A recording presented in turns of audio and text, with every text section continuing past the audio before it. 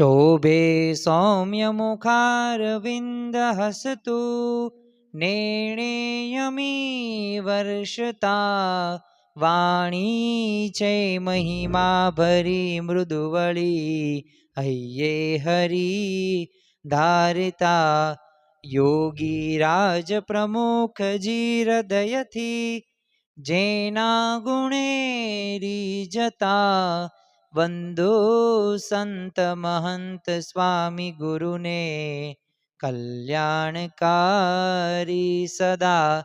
श्री स्वामिनारायण भगवाननी जय। अक्षर पुरुषोत्तम महाराजनी जय। गुणातीतानंद स्वामी महाराजनी जय। प्रमुख स्वामी महाराजनी जय। प्रगट गुरु हरि महंत स्वामी महाराजनी जय। સુરત અક્ષરધામ મહોત્સવની જય। દરેક દિવ્ય હરિભક્તોને પંચ દિવસીય પારાયણના પાંચમા દિવસના જય સ્વામી નારાયણ। છેલ્લા 4 દિવસથી સ્વભાવ મૂકવાથી સમજણ આપણા જીવનની અંદર આવે તો અને આજ્ઞા પાલનથી અને ભક્તિથી કઈ રીતે ભગવાન પ્રસન્ન થાય છે અને કઈ રીતે રાજી કરી શકાય છે એની અદ્ભુત આપણે વાતો કરી। આજે આ પંચ દિવસીય પારાયણના છેલ્લા દિવસે આપણે સર્વ કોઈ મળ્યા છીએ તો આજે આપણે સંયમ કહેતા બ્રહ્મચર્યથી ભગવાનને કઈ રીતે પ્રસન્ન કરી શકાય તો એ વિષયક આજે આપણે પ્રવચનનો લાભ માણવાના છીએ। આમ તો આજના યુગની અંદર માણસ પાસે બધાય સાધનો છે પરંતુ સંયમ રહ્યો ને ઓછો થતો જોવા મળે છે। તમે જો સુખ સગવડતાઓ આજે 200-500 વર્ષ પહેલા એટલી બધી હતી નહીં જેટલી અત્યારે છે, પરંતુ મનની શાંતિ પહેલા હતી પણ અત્યારે જો સગવડતાઓ છે પણ મનની શાંતિ ધીમે ધીમે ઘટતી ગઈ છે। પણ એનું મુખ્ય કારણ કયું છે તો જીવનમાં સંયમ બ્રહ્મચર્યનું મૂલ્ય છે ને દિવસે એ ઓછું થતું જાય છે। અને એટલે જ તે શાસ્ત્રો પણ આપણને કહે છે કે જે કોઈ વ્યક્તિ એ જો સંયમી છે ને તો એના જીવનમાં સફળતા, શાંતિ અને આધ્યાત્મિક પ્રગતિ રહીને એ બધું એને પ્રાપ્ત થાય છે। તો આજે આપણે એવી જ વાતો કરવી છે, સંયમ બ્રહ્મચર્યની લગતી એવા પ્રસંગોની વાત કરવી છે। સાથે સાથે શ્રીજી મહારાજે વચનામૃતની અંદર એમને સંયમ અને બ્રહ્મચર્યથી કેટલા પોતે રાજી થાય છે તેની પણ વાતો કરવી છે। આમ તો ભગવાન સ્વામિનારાયણને સંયમ અને બ્રહ્મચર્યનું જે પાલન કરે ને એના ઉપર અત્યંત હેત વરસતું, અને એટલે જ તે તમે જુઓ કે વચનામૃતની અંદર વિવિધ લીલા ચરિત્રોનું અનુશીલન કરતા આપણને માલુમ પડે છે કે બ્રહ્મચર્ય પાલન અને ઇન્દ્રિય સંયમ રહ્યું ને એમનો હૃદયનો ધબકારો છે। અને મહાન સત્તો અને હરિભક્તો અને પરમહંસો રહ્યા એ પોતે ઉચ્ચેક ચારિત્ર ઉપર એ પોતે જગતને શીલ અને સંયમનો એક જે આદર્શ પૂરો પાડે ને એવા ભક્તો અને શ્રીજી મહારાજે એ આવી રીતના તૈયાર કરેલા હતા અને સંતો પણ એવા હતા। અને એટલે જ તે શ્રીજી મહારાજે પણ વચનામૃતની અંદર કહ્યું છે કે તે લાખ ગાઉ છેટો હોય ને તોય અમારી પાસે છે, અને જો નિષ્કામ ધર્મનું પાલન કરતા ન હોય તો નજીક હોવા છતાં લાખ ગાઉ દૂર છે। તો જો ઢોલિયાના સત્સંગી હોય વાત સાચી છે પણ જો નિષ્કામ ધર્મનું પાલન ન હોય ને તો ભગવાન એનાથી ક્યારેય તે રાજી થતા નથી। આપણે સંયમ એટલે શું, બ્રહ્મચર્ય એટલે શું, એ વિષય તો વાતો આપણે કરવી જ છે આજના આ છેલ્લા દિવસની અંદર, અને એક બે દ્રષ્ટાંતોની પણ વાત કરવી છે। પરંતુ આપણે એક ભક્તની વાત કરવી છે કે જેમના જીવનની અંદર એમને આ સંયમ અને બ્રહ્મચર્યનું પાલન એ હદ સુધી કરેલું કે મહારાજ એમના ઉપર બહુ એટલે બહુ રાજી થઈ જાય। આમ તો કાળઝાળ ઉનાળો હતો અને કાઠિયાવાડની એ ભોમ એ તાપની અંદર આમ તો તપી રહી હતી અને 1829નું એ વર્ષ હતું। હવે બાપુ જીવા ખાચર તો દેહ મૂકીને ગયા અને 12 દિવસ વીતી ગયા અને ગઢડામાં બિરાજમાન ભગવાન સ્વામિનારાયણ પોતે જીવા ખાચરના કારજને તે શોભાડવા માટે દાદા ખાચરને આવશ્યક બધી સૂચનો બધા આપી રહ્યા હતા, અને ઘરના બધાય સભ્યો વ્યવસ્થામાં ખડે પગે ઊભા હતા। કારજ પ્રસંગે તે દેશ દેશથી બધા ખુમાણો ને વાળાઓ ને દાદલો ને બીજા બધા ગરાસદારાઓ તો ઘોડીઓ લઈને આવેલા। અને એટલું જ નહીં કે સૌથી છેલ્લો એ અવસર કોણ તો પડછન દેહ, માથે બોકાની અને આંખો અને દાઢી મૂછના ઘાંટા કાતરા, અને આમ કહેવાય ને કે ભેકાર ભવાની એક તલવાર। અને જ્યાં એ પોતે આવતા હતા જોગીદાસ, અને ત્યાં જ તે શ્રીજી મહારાજે સુરા ખાચરને ભલામણ કરતા કીધું કે જોગીદાસને અહીંયા લેતા આવજો. અને એ જ જોગીદાસ ખુમાણ કે જેનું નામ સાંભળતા એની ધાક કેવી હતી, તો ભાવનગરના નરેશ હતા વજયસિંહ બાપુ, તેમની ઊંઘ એક હરામ થઈ જાય એવા આ જોગીદાસ ખુમાણ હતા. અને એટલું જ નહીં, ગોહિલવાડ પંથકની અંદર પણ એ હાહાકાર મચાવનાર ને ભાવનગર રાજ્ય સામે તે એ જો બાથ ભીડનાર એ સમયની અંદર કોઈ હોય ને તો આ જોગીદાસ હતા ને એને બધા ઓળખતા હતા, એવી ધાક તો હતી એમને. હવે શ્રીજી મહારાજે તો સ્વયં એમને એમની પાસે બોલાવ્યા અને થયું એવું હતું, મહારાજે દર્શન તો આપ્યા અને સામેથી દર્શન કરવા બોલાવ્યા. એટલે જોગીદાસ ખુમાણ આવે છે અને બે હાથ જોડીને મહારાજના દર્શન પોતે કરે છે. હવે શ્રીજી મહારાજ તો જે દાદાના દરબારની અંદર સભા સમક્ષ પોતે બિરાજમાન હતા અને કારજનો જે વિધિ પૂર્ણ થઈ ગયો ને પછી તો જોગીદાસ જ્યાં મહારાજના નજીક દર્શન કરવા આવે છે એટલે ચરણોમાં તો પાઘડું મૂકીને વંદન કર્યા. પછી તો પ્રેમથી એમને બોલાવીને પોતાના સન્મુખ પણ બેસાડે છે. અને મહારાજે જોગીદાસને એ બ્રહ્મચર્ય વિશે જાણ્યું જ હતું. એટલે આમ તો મહારાજને ત્યારથી ને તે એ જાણવાની છે ને એમના મુખથી એ ઈચ્છા હતી. મહારાજ તો અંતર્યામી હતા જ, તે બધું જાણતા જ હતા, પણ મહારાજને એમના મુખેથી સાંભળવું હતું અને શું બન્યું હતું. ત્યારે મહારાજે આમ તો પ્રેમથી એ સ્નેહ ભર્યા એ વાણીથી જોગીદાસને કીધું કે જોગીદાસ કે અમે સાંભળ્યું છે કે એક વખત તમે આંખમાં મરચા ભર્યા હતા, તેની વાત શું છે? હવે આંખમાં મરચા ક્યારે નાખવાના આવે? આમ તો એક એવો સંજોગ કે પરિસ્થિતિ ન બને કે આપણે આંખમાં મરચા નાખીએ. અરે તીખ ઉડે ને તો ત્યાંથી આપણે તરત તે ભાગી જઈએ છીએ. તો આવું એ પરિસ્થિતિ ક્યાં જ બની. એટલે મહારાજે આવું પૂછ્યું એટલે જોગીદાસની તો આંખો ભૂતકાળમાં સડી પડી અને ધીમા ને ઘેરા સ્વાદે એણે મહારાજને વાત કરી. અને પ્રસંગ કેવો હતો, જો બ્રહ્મચર્ય અને સંયમથી એ ભગવાનની કેટલી પ્રસન્નતા વરસે છે ને એ આપણને ખ્યાલ આવે આ પ્રસંગ દ્વારા. જોગીદાસ ખુમાણે તો મહારાજને બધી વાત કરી કે મહારાજ એકવાર છે ને હું પાલીતાણા વિસ્તારમાં કોઈક ગામના બજારમાંથી આમ ઘોડે સવાર થઈને નીકળતો અને અચાનક એક જુવાન કન્યાએ છે ને આગળ આવીને પોતાના હાથે ઘોડાની લગામ ઝાલી અને ઘોડો ઊભો રખાવ્યો. એટલે હું કઈ પૂછું ને એ પહેલા જ તે એમણે કીધું કે મારી તમારી સાથે લગ્ન કરવાસ. અને મેં જ્યારે મહારાજ એવું સાંભળ્યું ને એટલે મારા ઉપર તો આમ વીજળી પડી ને એવું મને લાગ્યું અને મેં તરત ત્યાં આંખો ફેરવી નાખી અને મારતે ઘોડે મુકામે હું પહોંચી ગયો. પણ મને છે ને ચેન નહોતું પડતું. એટલે તરત એક છે ને સાગરીતને બોલાવ્યો અને કહ્યું તું જા બજારમાંથી મરચાનો ભૂકો તું એ લેતો આવે. અને પછી તો એ સાગરીત પણ પોતે બજારમાં ગયો અને ભૂકા એ મરચાનો લઈને આવ્યો અને મેં આંખમાં નાખવાનું શરૂ કરી દીધો. એટલે મારા બધા સાગરીતો તો મને બહુ રોક્યો, પણ મેં એમને કીધેલું કે આજે તમે મને રોકતા નહીં, કારણ કે કૂતરાના મોતે મરવું પડે ને એવી વાત બની ગઈ. કારણ કે આજે મારી પુત્રી સમાન એક જુવાન દીકરીએ મારી સામે વારસાની નજરે જોયું અને ખરેખર વાસનાની એ જે નજર હતી ને એ એમને દ્રષ્ટિ એમના દેહ ઉપર પડી ગઈ હતી. એટલે આ વાસનાનું ઝેર મને ચડી ગયું હોય ને તો આમ આંખોમાંથી છે ને નીચોવીને કાઢી નાખવું એટલે વાંધો ન આવે. અને આવી રીતે તો હળવો નિશાસો નાખીને ફરી કીધું કે મહારાજ હું જોગીઓનો દાસ કહેવાય, મેં મારાથી પર સ્ત્રી સામું કેમ જોવાય અને જોવું તો મારા ગુરુ લાજે, એટલે મેં આંખમાં છે ને મરચા ત્યારે ભર્યા હતા. અને આ સાંભળીને તો શ્રીજી મહારાજની આમ રોમે રોમમાંથી પ્રસન્નતા વહેવા લાગી. અને ઇન્દ્રિયોના આહારને શુદ્ધ રાખવાનો આગ્રહ શ્રીજી મહારાજના ઉપદેશોની અંદર તો આમ પ્રધાનપણે હતો જ તે.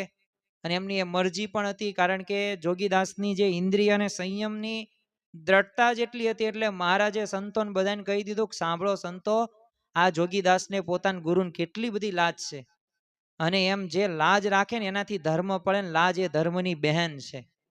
અને ત્યારે બધાને પછી તો સમજાઈ ગયું કે ખરેખર ઇન્દ્રિયોના સંયમથી છે ને શ્રીજી મહારાજ અપાર પ્રસન્ન થાય છે.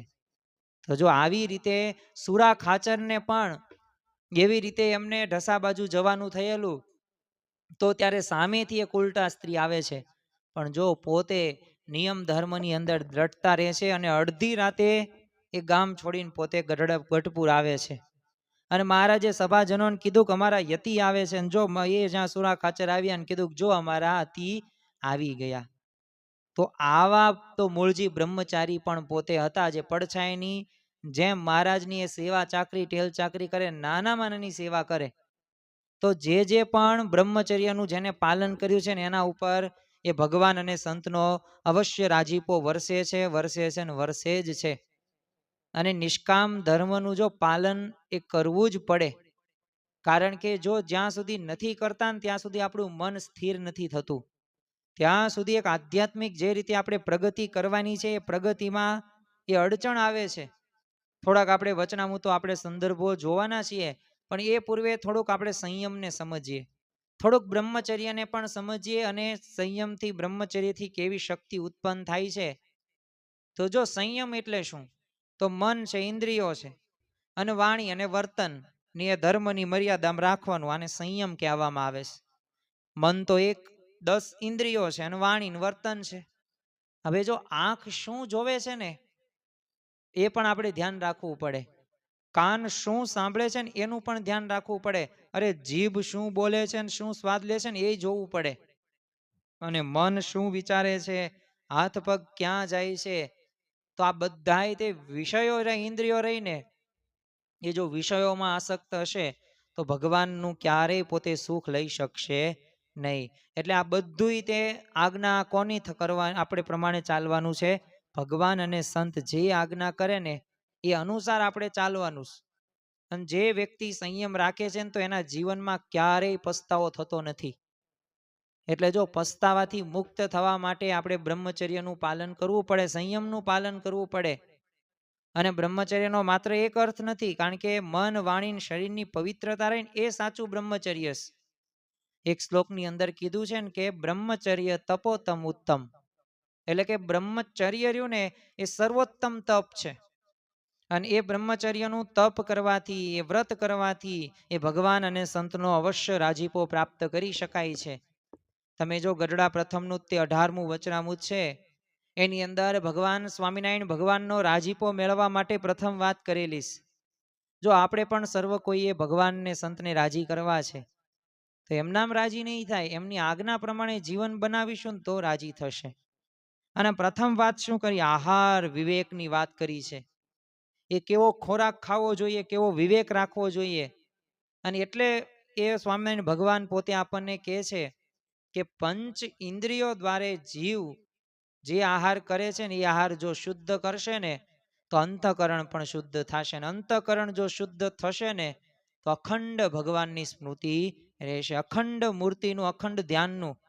આ વચનામૃતના મથાળાઓ જ્યારે વાંચીએ ને અને એનું અંદરનું વાંચીએ ને ત્યારે પણ આપણને ખ્યાલ આવે એક ભગવાનની મૂર્તિમાં આપણે સ્થિર તો રહી જ શકીએ છીએ, પરંતુ એ માટે શું જરૂરી છે કે એ માટે આપણે આહાર વિવેક રાખીએ. આજે તમે જો કે બહારનું ખાવાની ના નથી, પણ શુદ્ધ સાત્વિકતા એ જો આપણા એ ખોરાકની અંદર હોય તો આપણને વધુમાં વધુ લાભ થાય છે.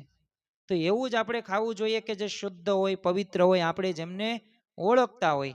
મહારાજે તો જો કીધું છે ને કે ગમે ત્યારે વૈદ્ય પાસે પણ, કોની પાસે, વૈદ્ય જે ઓળખીતા હોય ને એ વૈદ્ય પાસે જવું, ગમે એની પાસે જવું નહીં. તો જો એવી જ રીતે આહાર વિવેકનો સંયમ રહ્યો ને એનાથી ભગવાન રાજી થાય છે.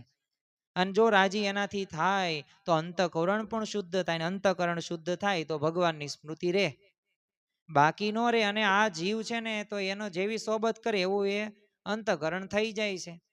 અને કુસંગ ત્યાગની વાત કરે છે. અંતે જો અમે જે પદાર્થો અંગીકાર કરીએ છીએ તો એ જીવના રૂડા વાસ્તે કરીએ છીએ, અને અમે અમારા સુખના વાસ્તે કરતા નથી. અને જો અમારા સુખના વાસ્તે કરતા હોઈએ ને તો અમને શ્રી રામાનંદ સ્વામીના સમ છે.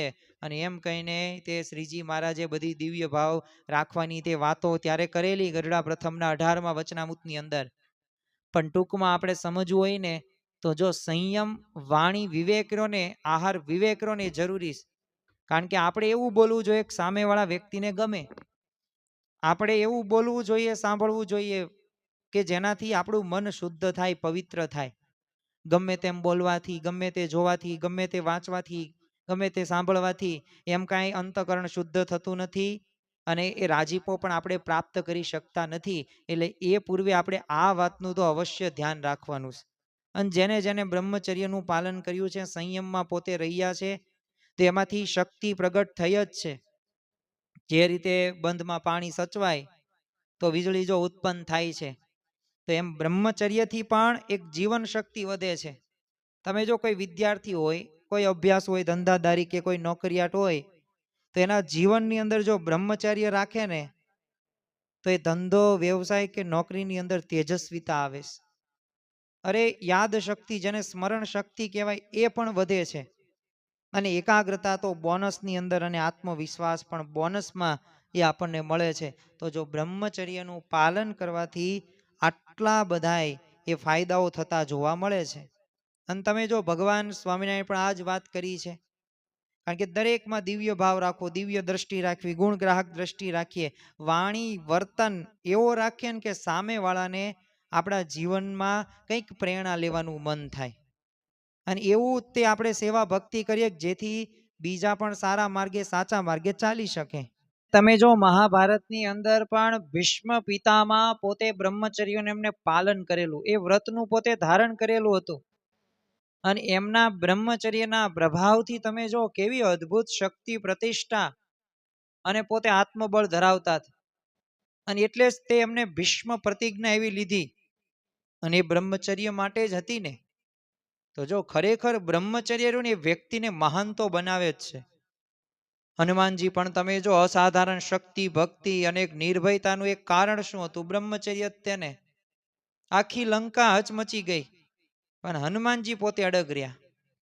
તો આજે પણ જો આપણે સોશિયલ મીડિયાનો, મોબાઈલનો, ઇન્ટરનેટનો એનો આપણે જો ઉપયોગ કરતા હોય ને વધુ પડતો, તો એના લીધે આપણું મન છે ને સરળતાથી ભટકી જાય છે. જો બગાડવા વાળા બેઠા જ છે. હવે તમારે બગડવું કે સુધરવું ને તમારા ઉપર આધાર રાખે છે. કારણ કે જો સારા વિચારો પણ કરી શકો ને ખરાબ વિચારો પણ કરી શકો, સત્સંગ પણ કરી શકો અને કુસંગ પણ કરી શકો, પૂજા પણ કરી શકો, સારા મિત્રો પણ રાખી શકો, ને સામા પક્ષે કંઈ ન કરો ને ખરાબ મિત્રો રાખો તોય વાંધો ન આવે. સમયનો બગાડે કરી શકો, સમયનો ઉપયોગ કરી શકો, સદુપયોગ પણ કરી શકો. પણ ચોઇસ ઇઝ યોર્સ. તમે શું પસંદ કરો છો?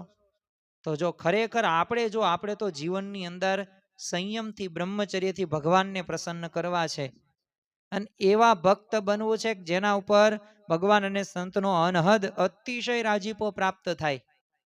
શ્રીમદ ભગવદ્ ગીતાની અંદર તમે જો કે એક શ્લોકની અંદર લખેલું છે કે ઉદ્ધરે દાત્માનાત્મનમ નાત્મનમ વાસાદયેત, કે મનુષ્ય પોતે પોતાનો ઉદ્ધાર કરવો જોઈએ, પોતાનું એ પતન ન કરવું જોઈએ. તો હવે આપણે ઉદ્ધાર કરવો છે, પતન કરવું છે, તો એ આપણા ઉપર આધાર રાખે છે. તો આપણે સંયમ રાખવા માટે આપણા જીવનની અંદર આવી એક સુરક્ષા કવચ તરીકે એ જો ઉપયોગ કર્યા મહારાજના વાક્યો, વચનો, તો અવશ્ય આપણને એનાથી લાભ થતો જોવા એ મળે છે. અને આહાર વિવેક હોય, કુસંગ ત્યાગ હોય, દિવ્ય ભાવની વાત કર્યા બાદ તેઓ શું કહે છે મહારાજ, કે આ અમારું વચન છે ને, તો એ ભલા થઈને સર્વે જરૂર રાખજો. અને જો જાણીએ તો અમારી સર્વે સેવા કરી અને અમે પણ સર્વને આશીર્વાદ દઈશું, અને તમો પણ ઘણા પ્રસન્ન એ થઈશું. તો જો ભગવાનને પ્રસન્ન કરવા જ છે ને, તો એના માટે આ વિચારની આજે આપણે એવો રોપીએ ને. આજે જો આ 5 દિવસીયનો પારાયણનો છેલ્લો દિવસ છે, અને આપણે સર્વ કોઈએ એ રાજી તો કરવા જ છે, અને એના માટે જ તે આધ્યાત્મિક માર્ગની અંદર પણ આગળ આપણે વધીએ છીએ. પણ એના માટે આપણા જીવનમાં આવી સ્પષ્ટતા, આવી દ્રઢતા હોય ને, તો આપણને લાભ થાય. બાકી જો દુનિયાને કોઈ પણ રીતે એ રાજી નહીં થાય. એ આપણને પાર્વતીજી અને શંકરજીનો એ પ્રસંગને પોઠિયાની વાત ખબર જ છે. ગમે એટલું તમે લોકોને કહેશો નહીં, સમજાવશો નહીં, પણ એ પોતે માનશે જ નહીં. Don't let Christian worry, you can't please everybody. એટલે ટીકાથી કે વ્યથિત નથી થવાનું, પરંતુ સૌને રાજી કરી શકાય એમ પણ છે નહીં. એટલે આપણે શું કરવાનું? બસ એક જ તે એક સાધ્ય ને તો બધાય સદાઈ જાય ને એવું કામ કરવાનું. ઓલ ઇન વન સમાધાન. જરૂર પડે જ નહીં બીજા કોઈની, અને એ છે ભગવાન અને સંતનો રાજીપો.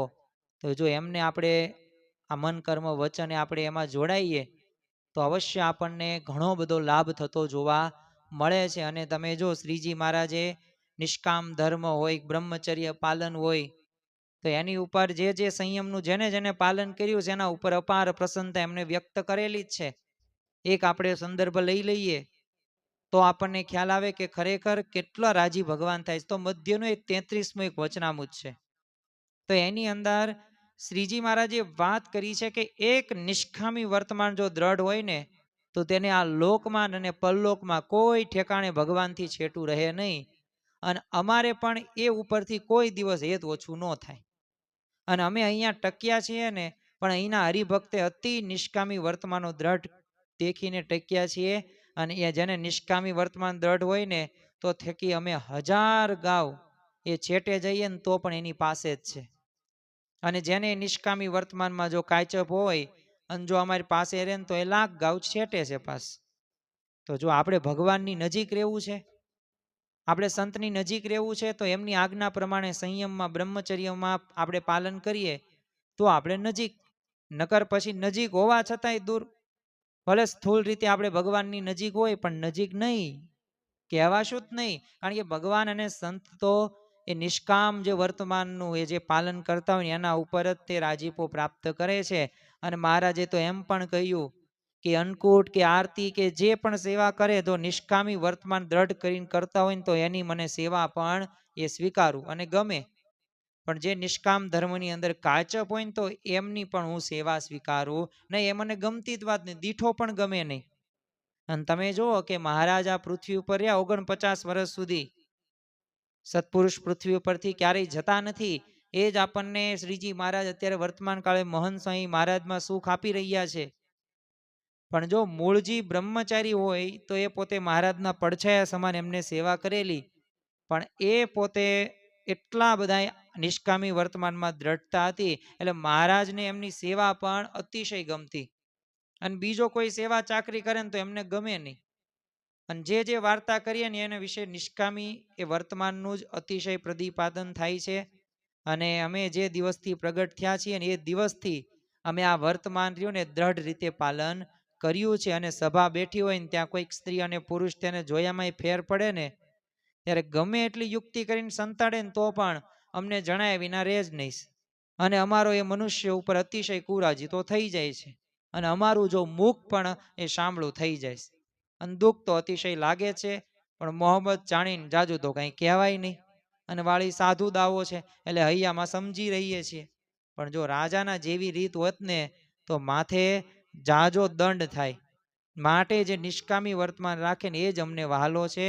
અને એને જ અમારે આ લોક અને પરલોકમાં દ્રઢ મેળાપ છે. તો જો આના આધારે પણ આપણે કહી શકીએ કે ભગવાન અને સંત તો એ અવશ્ય રાજી જ કરે છે, રાજી કરવા જ બેઠા છે. પણ હવે આપણે એ મક્કમતાથી દ્રઢતાથી જોડાવાનું છે. અને ઇન્દ્રિય અને સંયમ અને બ્રહ્મચર્ય રહ્યું ને એ શ્રીજી મહારાજના રાજીપાનું એક અમોઘ સાધન છે. અને છેલ્લે આ પંચ દિવસીયના છેલ્લા દિવસે જે આપણે નિષ્કામ સ્વામીનું એ જે પદ હતું જેને આપણે મધ્યવર્તી વિચાર સાથે રાખેલું હતું તો એ આપણે સૌ પ્રથમ એ સાંભળી લઈએ.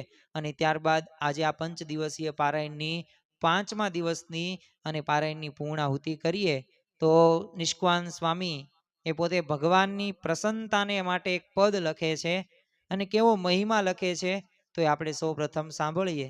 નિષ્કામ સ્વામી કહે છે, કરીએ રાજી ઘન શ્યામ રે સંતો, કરીએ રાજી ઘન શ્યામ, તો સરે સર્વે કામ રે સંતો, કરીએ રાજી ઘન શ્યામ. મરજી જોઈ મહારાજના મનની, એમ રહીએ આઠું જામ રે સંતો, કરીએ રાજી ઘન શ્યામ. જે ન ગમે જગદીશને જાણો, જે ન ગમે જગદીશને જાણો, તેનું ન પૂછીએ નામ રે સંતો, કરીએ રાજી ઘન શ્યામ. તેમાં કષ્ટ જો આવે કાંઈ કરે, તો સહીએ હૈયે કરી હામ રે સંતો, કરીએ રાજી ઘન શ્યામ.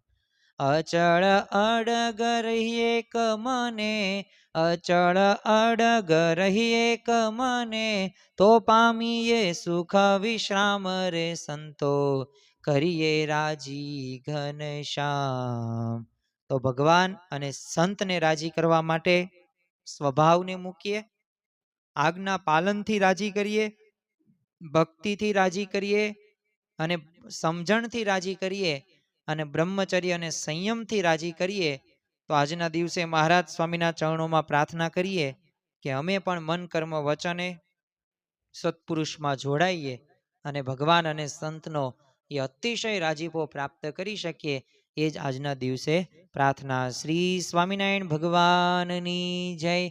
સ્વામિનારાયણે નારાયણે નારાયણે સ્વામિનારાયણે નારાયણે નારાયણે સ્વામિનારાયણે સ્વામિનારાયણે સ્વામિનારાયણે સ્વામિનારાયણે સ્વામિનારાયણે નારાયણે નારાયણે સ્વામિનારાયણે નારાયણે નારાયણે. શ્રી સ્વામિનારાયણ ભગવાનની જય.